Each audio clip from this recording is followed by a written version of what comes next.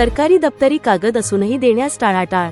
कर्जत तहसील कार्यालयात कागद देण्यासाठी पैशांची मागणी। सामाजिक कार्यकर्ते विजय गायकवाड यांनी चौकशी व न्याय मिळावा केली मागणी।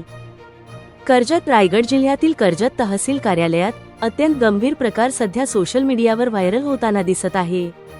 सामाजिक कार्यकर्ते विजय गायकवाड यांनी सदरील प्रकरण उघडीस आणले असून तहसील कार्यालयात अधिकारी पैसे घेतानाच व्हिडिओ व्हायरल झाले आहे। आपल्या हक्काच्या वडिलोपार्जित इनाम जमिनीचे जुने रेकॉर्ड मिळवण्यासाठी एका शेतकऱ्याला सरकारी कार्यालयाचे उंबरठे झिजवावे लागत असून कागदपत्रांसाठी पैशांची मागणी होत असल्याचा धक्कादायक प्रकार समोर आला आहे।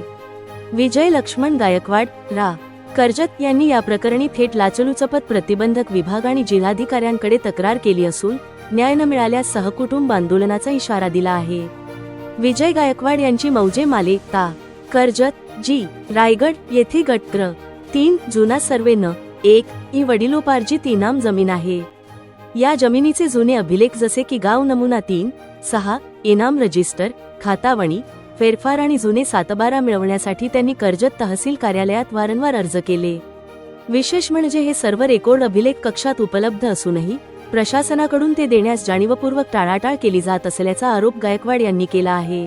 गायकवाड यांनी दिलेल्या तक्रारीनुसार हे शासकीय कागदपत्रे देण्यासाठी त्यांच्याकडे पैशांची मागणी करण्यात आली।